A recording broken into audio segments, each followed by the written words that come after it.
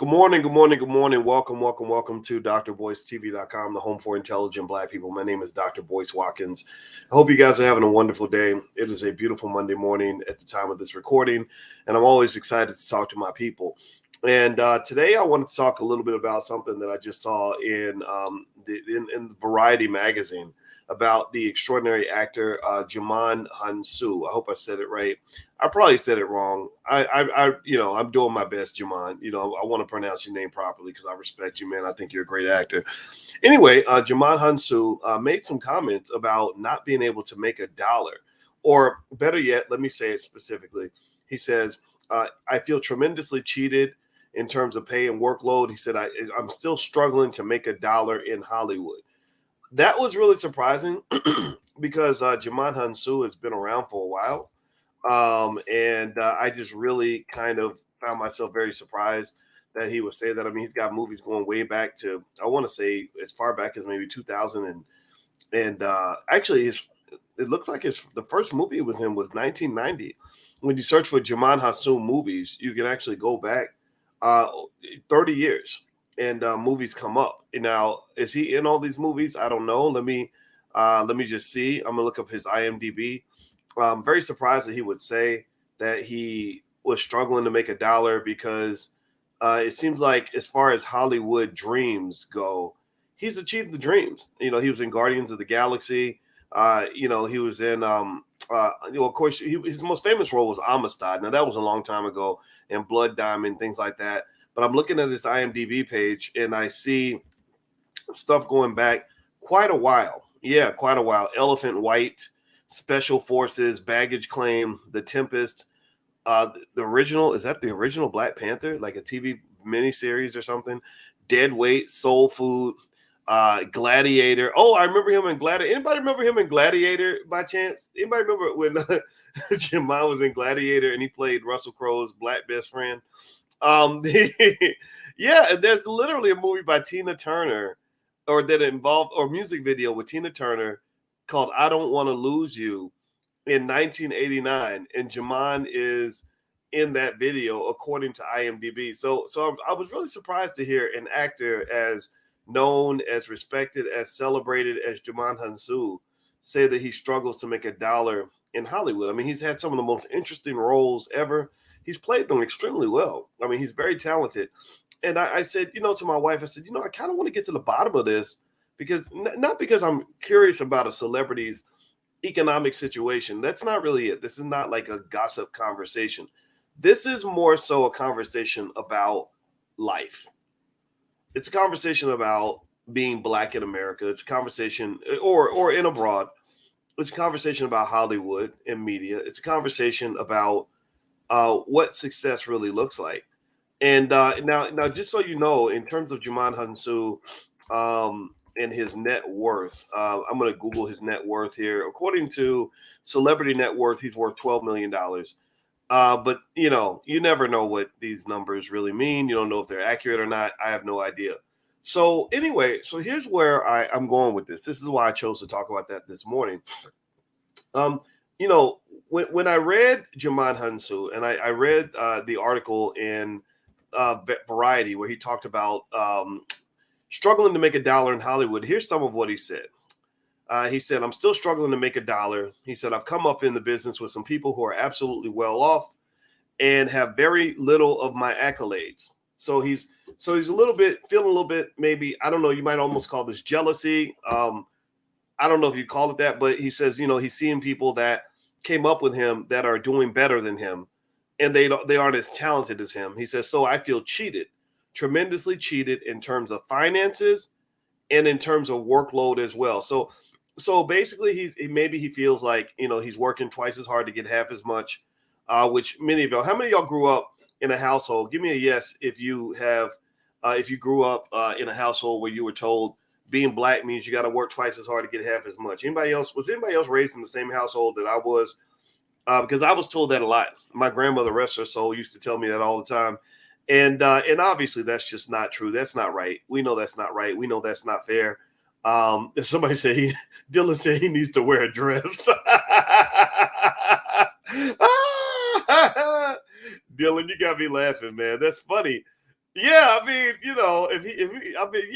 Djimon, just go that Tyler Perry route, man.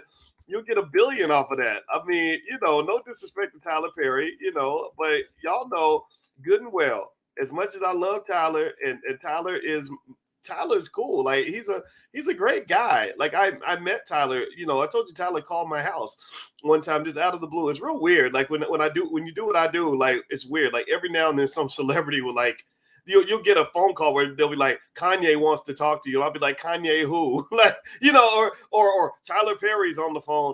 Why is Tyler Perry calling me? I'm nobody, I ain't nobody, right? So, but anyway, like Tyler is a great guy, but y'all know as well as I do that if it wasn't for that Medea dress, he wouldn't be sitting on $1 billion. I mean, it's no disrespect, and I think Tyler would agree with this. I think even Tyler would get this, right? I think Tyler agrees, and I think that what it really also speaks to is that there is a price of integrity. There's a black tax on integrity. If you're black and you say, you know what, I'm not gonna sink to your standards. I'm gonna maintain my own standards. I'm gonna represent myself and my people in a certain way. There's a price for that, right? Because here's the thing about systematic racism. This might surprise you, but systematic racism is a system.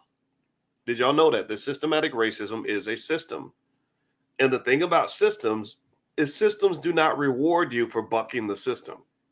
Systems reward you if you go along with the system. A system, in my mind, when I visualize a system, I visualize it like going down the river.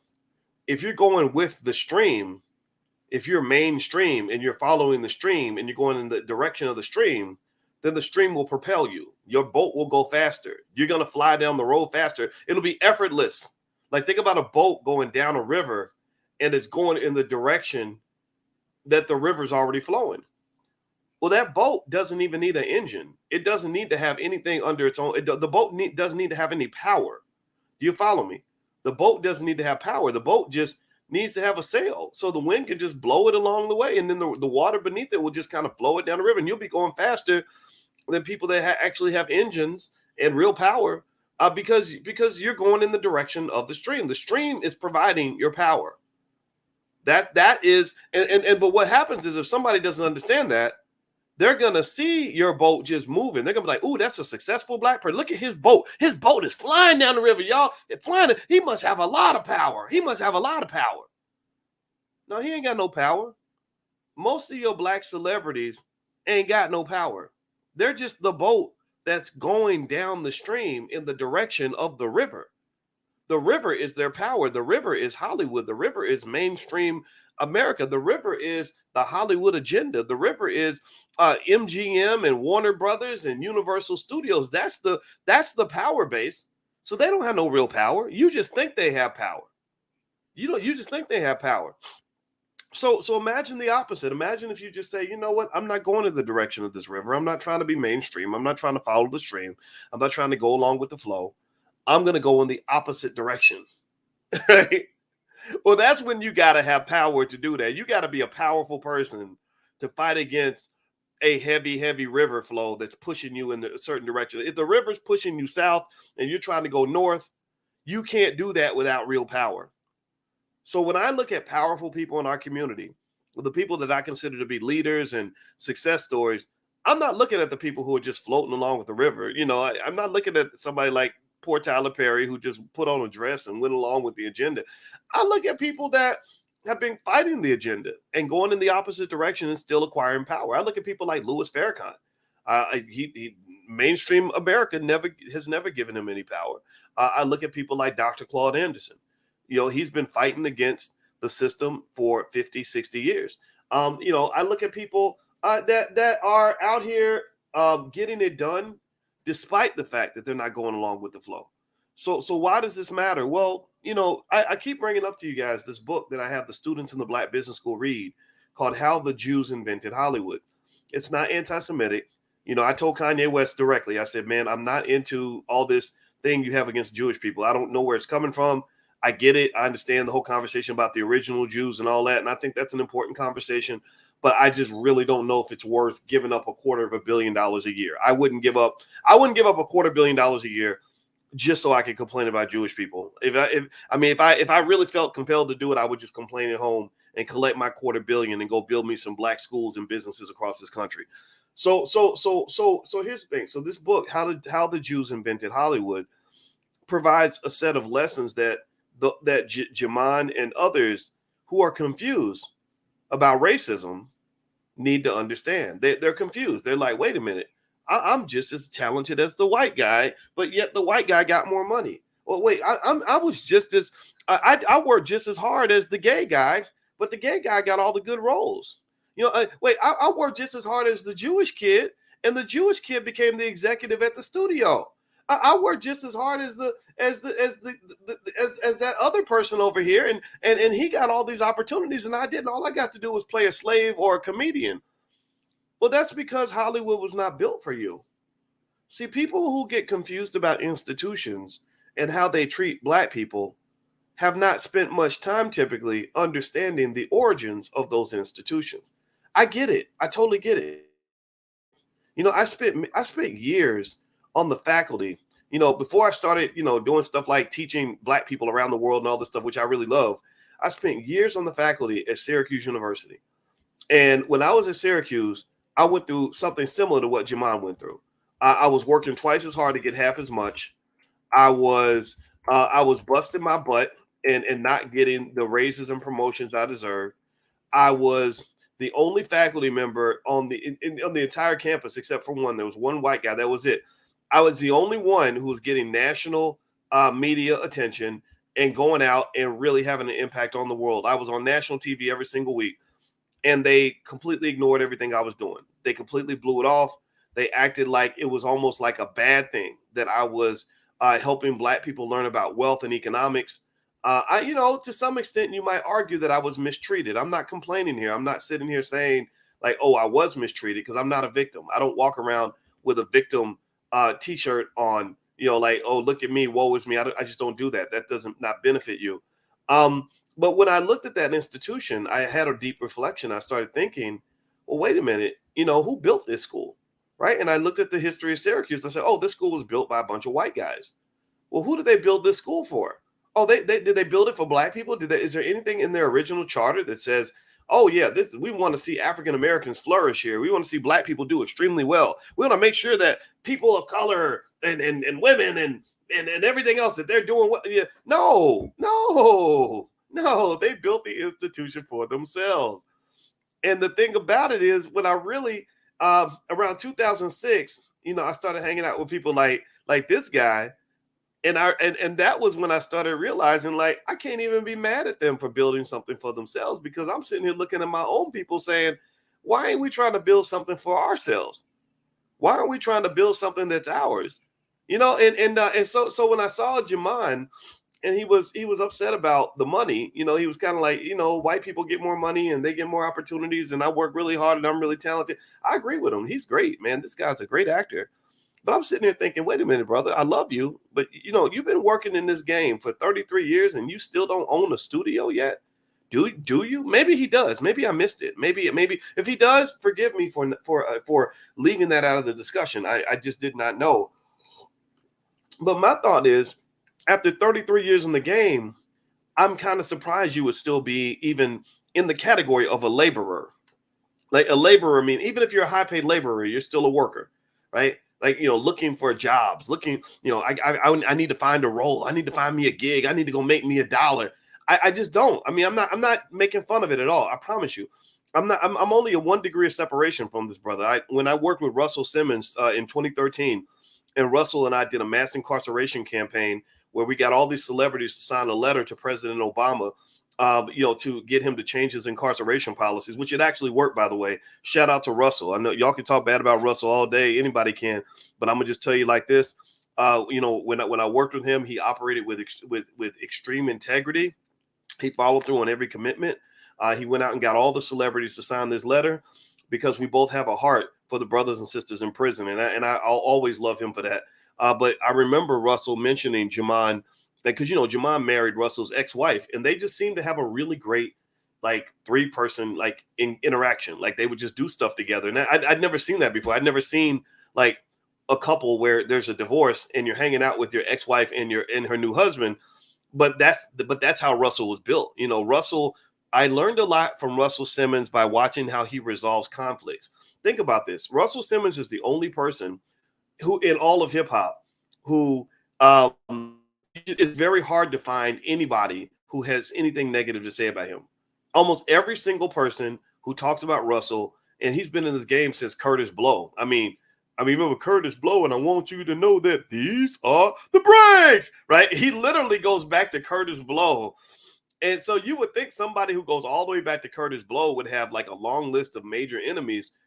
Russell, I had never seen Russell's enemies. I'm sure they're out there. I'm sure there's somebody out there that's mad at him or whatever. And I know that, you had this stuff that went on with the women and, accusations and all that, which again, even some of that stuff, I just look for proof. I need proof. I don't, believe stuff just because somebody said it.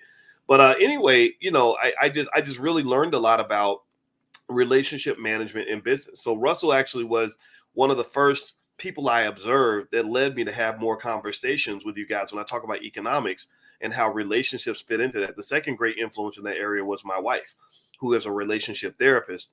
And she, I just sort of the things I learned from listening to her, the things that she studies on a regular basis.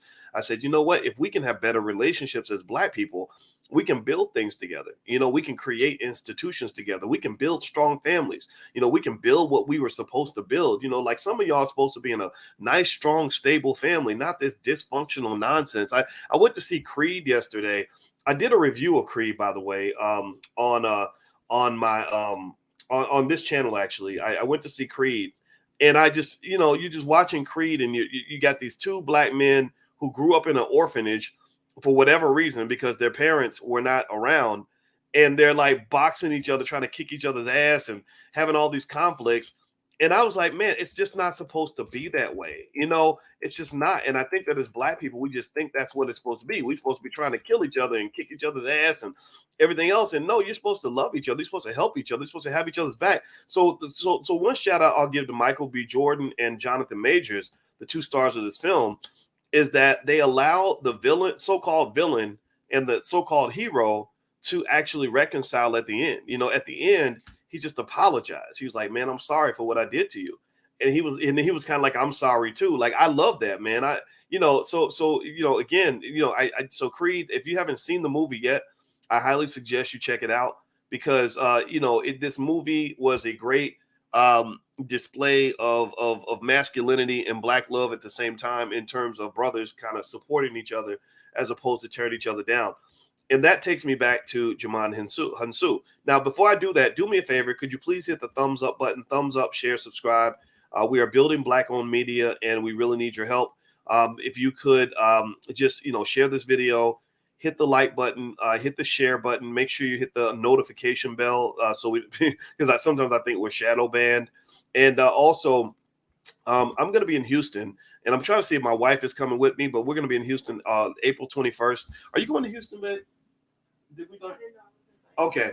Well, I think my wife will be in Houston with me, but either way, I'm going to be there, and we're doing the Black Wealth Boot Camp tour, and I'm going to Houston to do a 2-day Black Wealth Boot Camp, and my new book is called The 10 Commandments of Black Economic Power, and literally that is the training manual for Black wealth that I'm doing deep dives on all throughout the country. So feel free, if you'd like to go to boycewatkins.com, you can join us in Houston, and if some of you want to talk to me in person, things like that. The great way to do that is at a live event. So feel free to join us in Houston. All right. So let's get back to this whole issue with Djimon Hounsou. Okay. So we're talking about Djimon, and Djimon was kind of saying that it's hard for him to make $1 in Hollywood, which was a headline gainer. And I saw something else that Djimon stated where he talked about, this was another interview he did years ago, where he was basically saying that his son told him that he wanted to be light-skinned so he can climb walls like Spider-Man. So he literally, Djimon says that his son told him, I wish I was light-skinned so I could, do Spider-Man movies, right? And he said that really messed with him, that really messed with his head. And again, I think that is an interesting narrative I want you guys to kind of think about. When you hear Black people say things like, I wish someone would let me do blah, blah, blah, blah, blah. You got to be real careful about statements like that because those are white supremacist remarks. Let me give you an example. I knew a lady who was very creative, very talented when it came to advertising and art and graphic design and all that. And she said, Dr. B, if I could get somebody to just let me do advertising, I would kill the game. I would be so good at it. They would just give me an opportunity to do advertising. And I said, who's stopping you from doing advertising? She said, well, I can't get a job in my field, blah, blah, blah. I said, but who's stopping you? Is there a white man standing in front of between you and your laptop every time you sit down and try to do a design? And she laughed and she said, no. I said, Is the KKK threatening to burn down your house if they find out that that they catch you drawing or art or making an ad for a product that you created? She said, no. I said, yeah. So the question I ask you again is, if you're good at advertising, who's stopping you from advertising? Who needs to give you permission to advertise? And in fact, I saw this funny meme where shout out to TD Hip Hop Media, by the way. Everybody should follow TD Hip Hop Media. They did such a good job talking about the NAACP and how the NAACP literally gets money.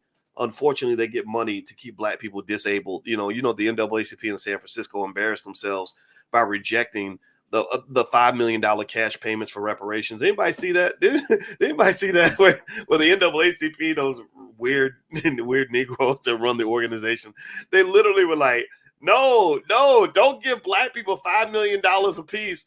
Give the money to us so we can have more government programs. We need more government programs. like you better shut up for somebody kicked you in your head, man.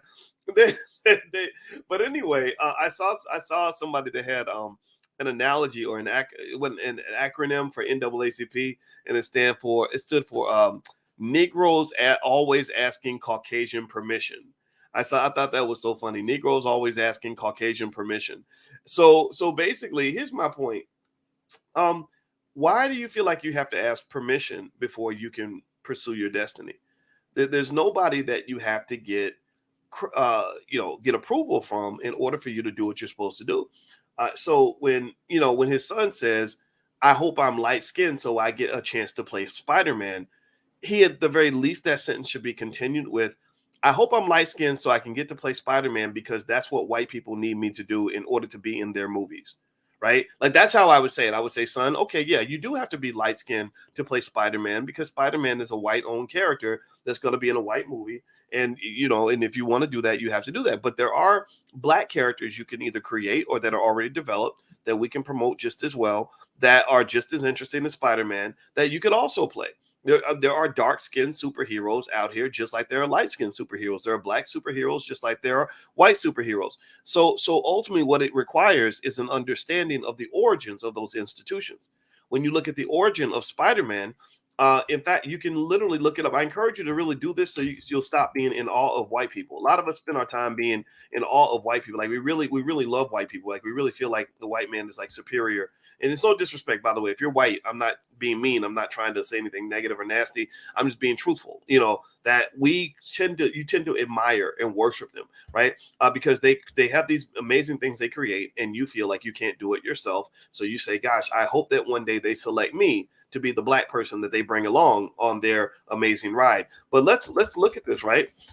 Hit the thumbs up button while I Google this. Google will save your life. So Spider-Man, did you know Spider-Man was created in 1962? It was created, let's see, by Stan Lee. Stan Lee created a lot of those characters, actually. Shout out to Stan Lee. I like a lot of those Marvel movies and everything. Stan Lee's great.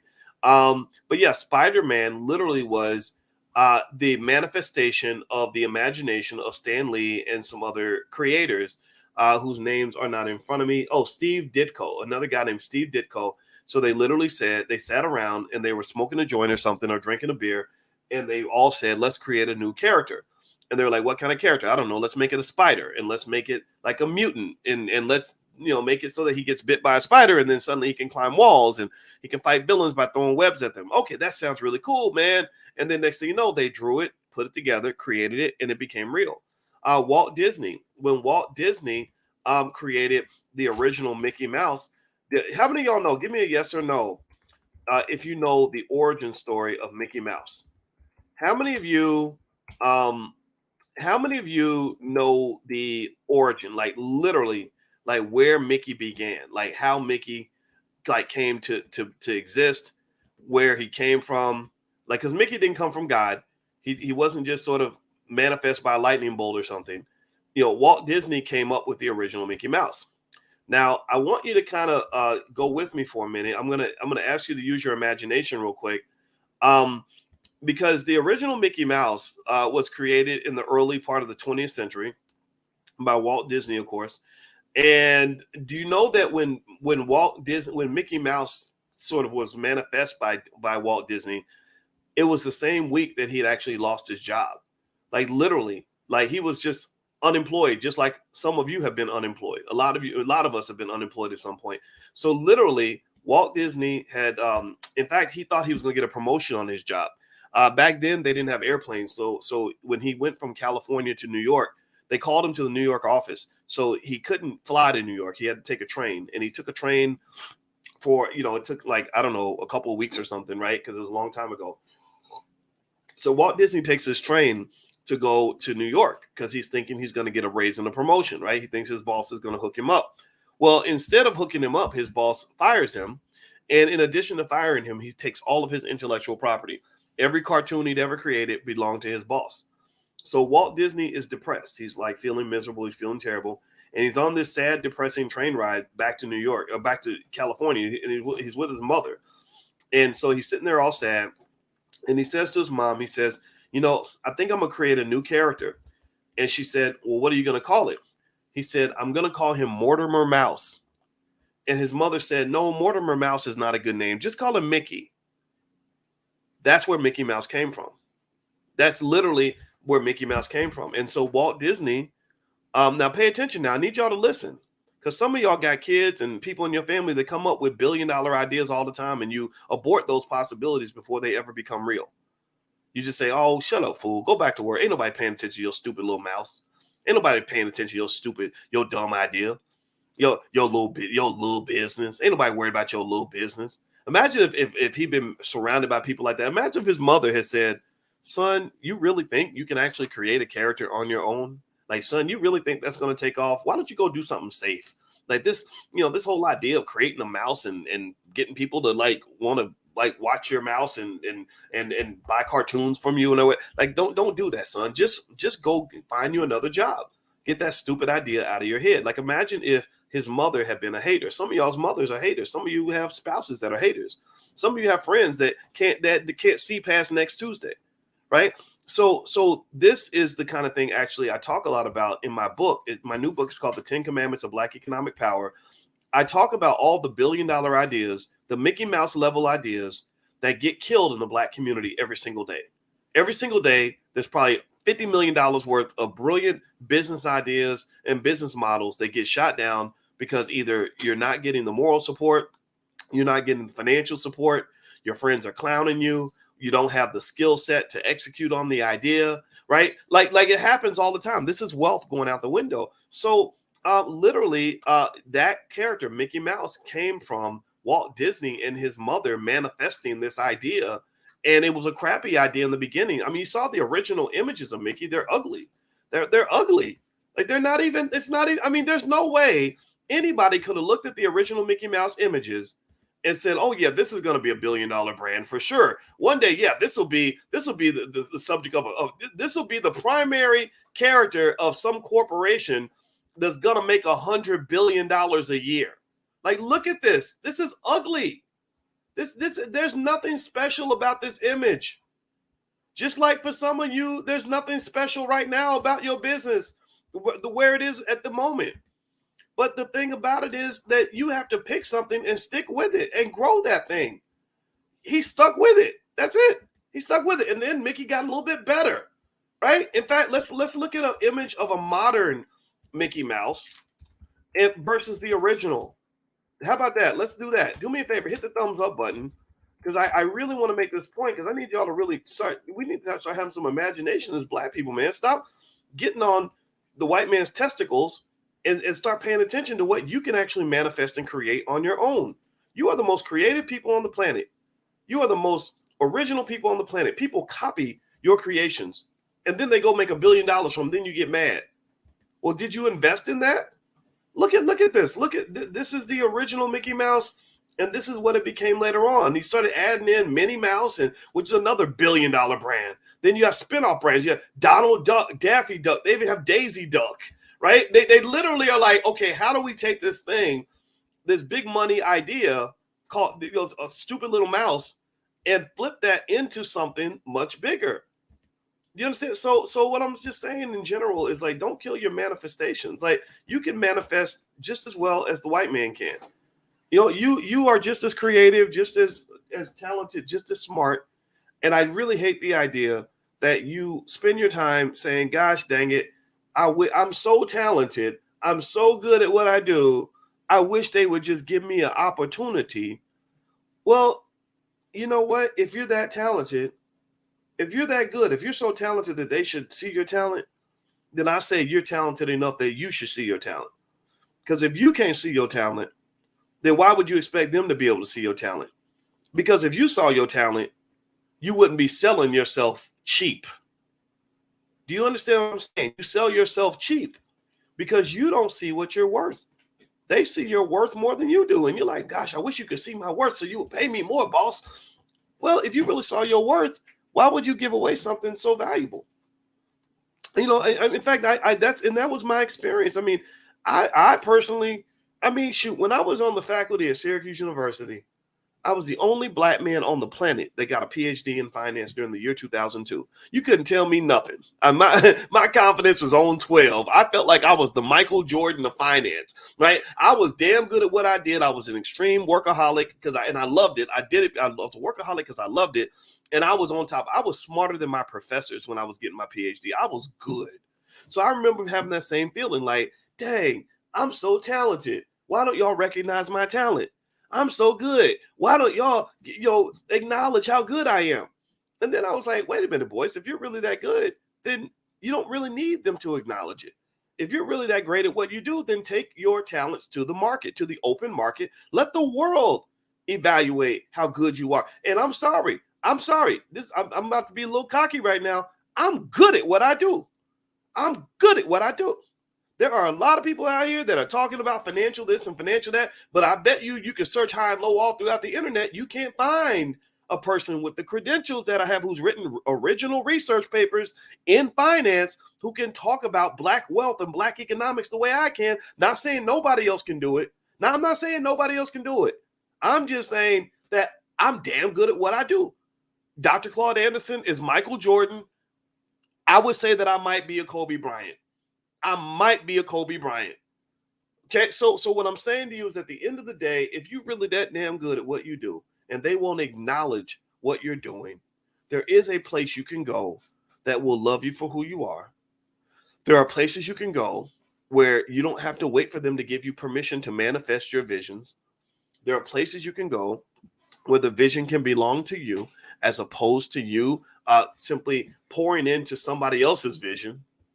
All these corporations, all these major corporations that we go work for, like these big film studios that Djimon is trying to get opportunities with, all those studios, all those films, all those characters are nothing more than manifestations of somebody else's vision. In fact, I'm going to pull something out. Y'all got me going right now. I'm feeling the Holy Ghost right now. I'm going to read something to y'all. Do me a favor, hit the thumbs up button. Thumbs up, share, subscribe. And by the way, some of you are asking the title of my book. It's called The 10 Commandments of Black Economic Power. I encourage you to get your children to memorize the 10 Commandments.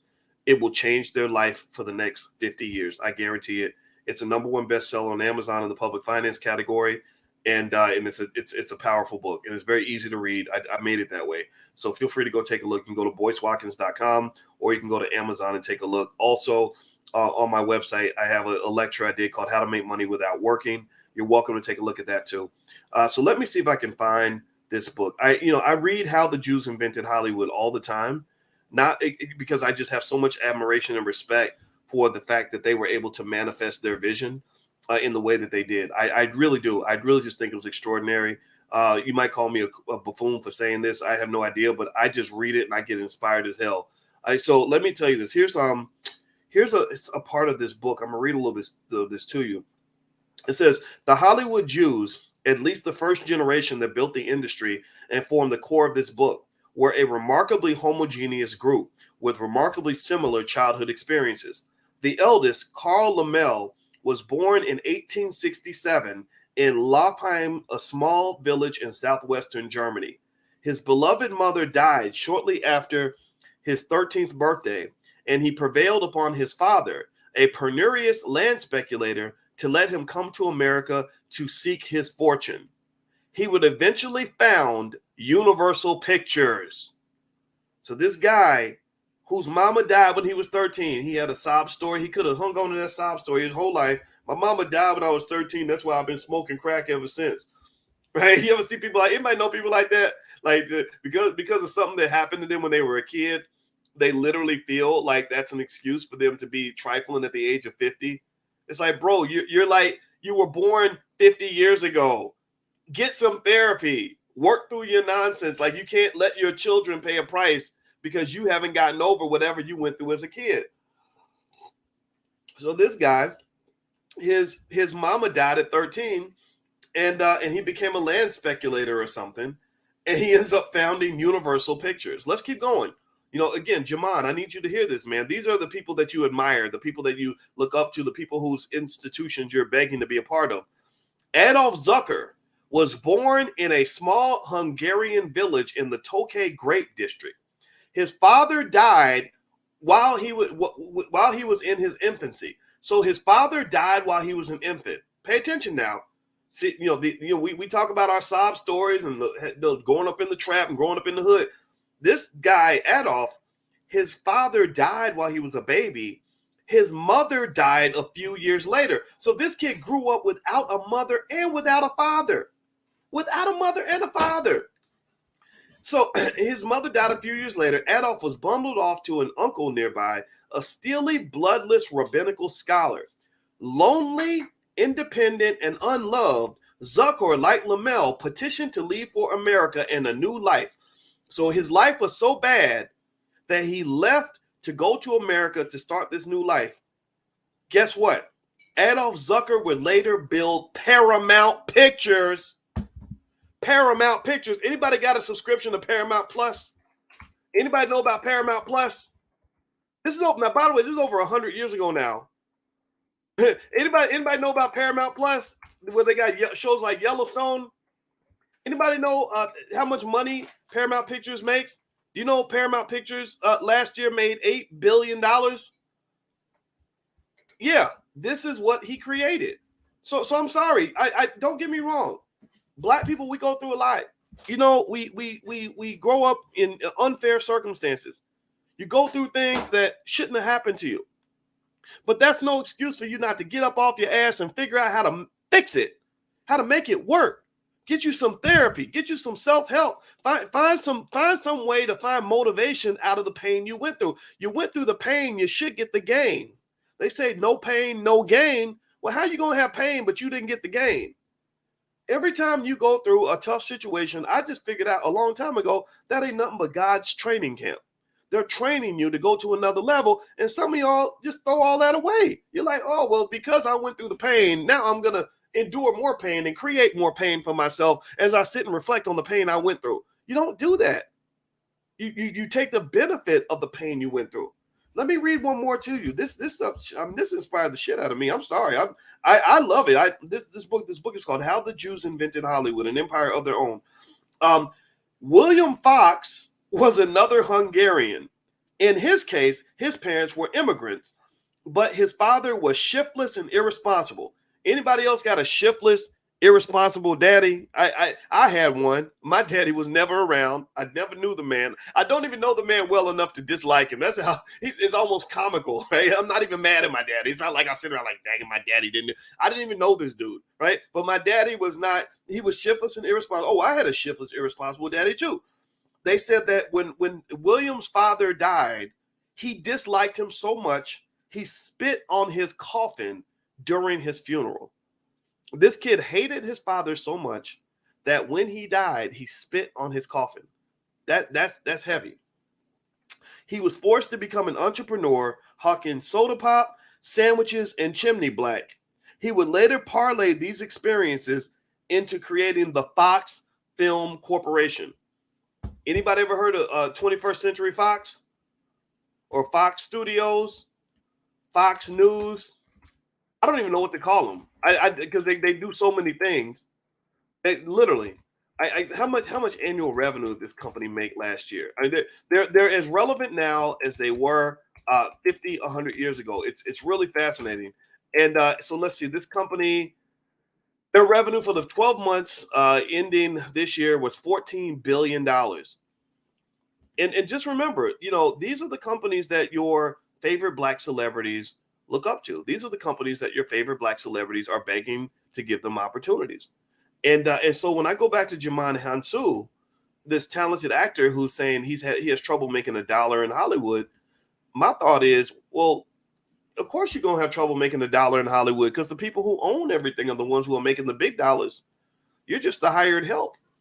They're just extracting your talent because they can see value in you that maybe you can't see in yourself. Because I believe that if you see maximum value in your talent, you will create your own business. You're not going to simply say, well, I created $1 billion worth of talent. I'm going to sell it for $800,000. You don't do that. And there are people that are doing that. I think just, for example, when I went to see Creed last night, I think Michael B. Jordan was the director. I wouldn't be surprised if he has some ownership. I don't know Michael B. Jordan. I don't know anything about this guy from a personal level. I have never met him. I probably know people that know him. In fact, I know people that know him because I know people like the Charlemagnes or whatever and the Kanyes or whatever. But I like Michael B. Jordan because I get this sense that young black men in Hollywood understand the importance of ownership. And I think that they're going to create something in the next generation that we can all be very proud of. And so in the Creed movie, the way they kind of push Sylvester Stallone kind of out of the picture, like you're old, you're the old white guy, and we're gonna, this is gonna be about two brothers, and we're gonna make it into a blockbuster. I just thought was absolutely amazing, and I really hope that we can continue down that pathway toward ownership. Let me see, Creed 3, how much money has Creed 3 made? I mean, it's doing really well at the box office. Let me see, I'm looking for box office numbers. Okay, let's see. I think the total box office for Creed 3 is almost a quarter. Is that a quarter? Yeah, $250 million, $224.3 million.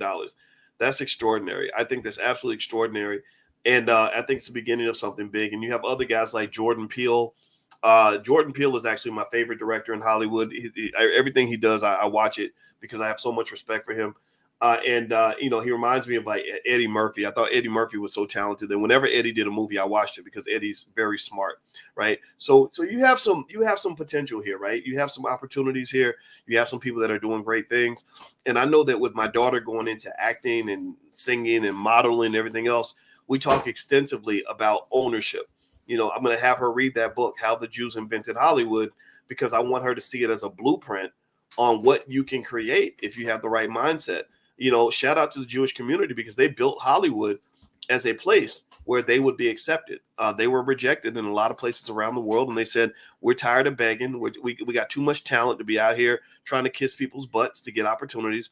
We're going to build a space that's going to be ours. And it's going to be such an extraordinary space that people will beg us to get an opportunity to come into our space. So I would challenge all of you to tell your kids that, if the world doesn't want you, if the world rejects you, then what you do is you create something that's so amazing, so extraordinary that all the people that rejected you are going to come in and try to be a part of what you got going on. You keep hustling until your haters are asking, are you hiring? You got a job, right? That's what success looks like. So anyway, that's my 2 cents, guys. I don't have much else to say. I just I wish Djimon the very best. This is a fun conversation. By the way, I want to remind you, if you want to get text notifications when I go live, text the word BOYCE to 31996. The reason it's important to create the text list is because, channels get shadow banned and you never know when they're going to take me off YouTube or something. So if you text the word BOYCE to 31996, you'll always get notifications. Also, if you want to take a look at all the books I have, Black American Money, the 10 Commandments of Black Economic Power, etc., just feel free to go to drboycebooks.com. That URL is on the screen, or you can also go to boycewatkins.com. So thank you all for listening. God bless you. I hope that this conversation was helpful to you. And I'll check back in a little bit later where we can talk about these failing banks and everything else that's going on in the economic system. I'll see you soon. Take care now. Peace.